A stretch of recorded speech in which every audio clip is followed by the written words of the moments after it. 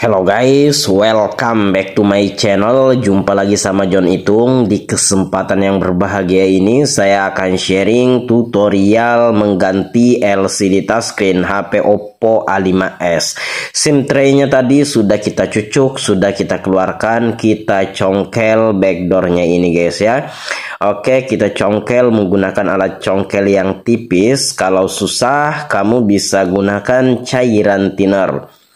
Cairan thinner ini efektif untuk membantu melepas lekatnya lem ya. Oke, ini kita seset seperti ini. Kita akan buka backdoornya. Sebenarnya ini potongan dari video penggantian LCD, kemudian konektor charger, PCB konektor charger, kemudian fleksibel tombol on off atau tombol power dan fleksibel tombol volume, serta untuk pencetan tombol power dan volume bagian luar juga sudah rusak karetnya kita buatkan guys ya. Jadi untuk full videonya nanti ku taruh linknya di deskripsi. Adapun video ini saya ambil atau saya ringkas sampai dengan penggantian LCD saja. Untuk backdoornya sudah kita lepaskan ya. Dan di sini kita akan buka baut kaleng penutup soket kabel fleksibel fingerprintnya. Lihatlah di sini bautnya masih segel. HP Oppo A5s ini usianya sudah 7 tahun dan ini baru pertama kali dibongkar. Oke, dan ini coba saya akan lepaskan untuk kaleng penutup soket fleksibel fingerprint. Oke. Coba kita sungkit, kita ambil kalengannya. Nah, ini kita buka untuk fingerprintnya ya, sudah kita lepas ya. Dan untuk backdoornya sudah kita lepas juga. Kita buka beberapa biji baut yang ada. Bautnya masih segel, kita jebolkan aja karena sudah nggak ada juga garansinya. Oke, ini kita buka atau lepaskan semua baut yang ada. Saya percepat video ini mempersingkat durasi kita ya. Oke, kita buka semua baut yang ada bang ya. Ya, bagian bawah ini kita buka bautnya. Kemudian kita akan lepaskan casing tengah atau casing yang menempel di frame atau tulang tengah. Kita ambil dari plastik casing di atas SIM tray-nya karena itu lemah sehingga celah bisa kita buat. Nah, ini kita bantu menggunakan plastik sarang SIM card. Apabila kamu beli kartu SIM, nah itu bautnya masih ada ketinggalan satu. Kalau kamu beli SIM card, ada kan yang di pinggirannya, itu kita bisa gunakan sebagai alat congkel. Dan untuk casing tengahnya sudah kita lepaskan. Oke, lanjut. Di sini saya akan melepaskan baterainya ya. Nah, ini kita skip aja. Kita lepaskan soket baterainya, kita lepaskan baterainya ya. Oke, kita lepaskan, kita tarik seperti itu. Kalau susah dan dirasa akan membuat baterai ini jadi bengkok, kamu bisa gunakan alat bantu, alat congkel seperti ini. Kemudian kamu bisa kasih cairan thinner guys ya, untuk membantu melepaskan baterainya. Karena lemnya begitu kuat, mungkin karena lama tidak pernah dibuka. Bayangkan aja usia dari HP ini sudah 7 tahunan. Oke, kita congkel seperti itu. Hati-hati kamu mencongkel, jangan sampai membuat sobek kulit atau kemasan baterainya ini ya. Nah, ini coba kita tarik pelan-pelan aja bang. Kalau belum mau jangan dipaksa, dicari celahnya ya. Nah, ini lagi kita kasih cairan thinner. Oke, kita congkel pelan-pelan aja ya. Oke, kita kasih cairan thinner. Ya, coba kita tarik, itu sudah ternganga sedikit. Nah, itu pun baterainya agak bengkok sedikit, makanya tidak kita paksa ditarik ya. Kalau dipaksa ditarik takutnya akan bengkok terlalu ya, terlalu bengkok, takutnya akan merusak baterainya. Oke, kita lanjut mencongkel baterainya. Ini kita kasih lagi cairan thinner. Thinner yang kugunakan adalah Avian ya, Avian thinner, Avian B asli. Oke, dan baterainya sudah kita lepaskan guys ya. Untuk konektor chargernya juga sudah kita ganti. Itu saya skip aja videonya, full video ada di deskripsi guys ya. Oke, baterainya sudah kita lepaskan. Kemudian kita akan lepaskan LCD-nya. Kita lepaskan dulu soket LCD-nya. Kemudian kita akan tarik ya untuk LCD-nya ini menggunakan karet pengangkat ya, karet pengangkat atau karet penarik LCD.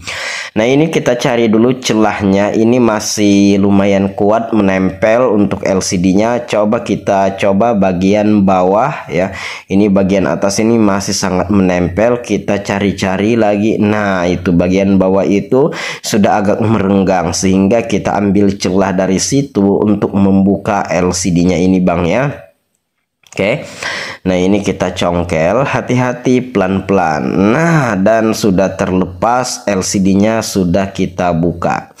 Nah, oke, lanjut. Di sini kita bersihkan dulu untuk tulang tengah atau frame, karena di situ ada bekas atau sisa lem. Takutnya kalau kita lapisi, LCD yang lama itu ndak mau merapat karena terganjal. Ini kita bersihkan dulu. Kita lepaskan aja untuk plastik ya, plastiknya di tengah frame. Nah, itu jangan sampai kelupaan. Itu saringan speaker earpiece. Oke, jangan sampai kelupaan. Nah, ini plastik atau kayak kertas ya, itu alas LCD-nya nggak apa-apa untuk dilepas aja guys ya. Nah, ini kita bersihkan untuk sisa atau bekas lem yang ada. Kita bersihkan semua bekas-bekas lem. Jangan sampai ada sisa lem, jangan sampai mengganjal.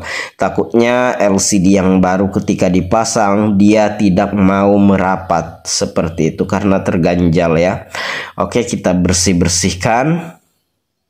Kita bersihkan lagi. Pelan-pelan aja Bang, hati-hati. Kita bersihkan. Ini saya bersihkan pakai obeng minus ya.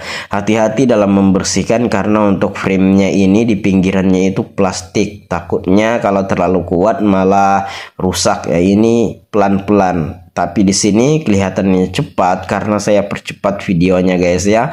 Aslinya di sini kita santai banget ya. Oke, kita bersihkan semua bekas-bekas lem yang ada seperti itu ya. Oke, Bang. Lalu di sini kita akan melakukan pengleman LCD-nya ya. Oke. Ya, kita bersihkan. Kalau susah, kalau perlu gunakan cairan thinner. Nah, di sini ternyata saringan speaker earpiece-nya tadi terlepas, kita pasang kembali. Lalu di sini kita lem ya di sekeliling frame atau tulang tengahnya.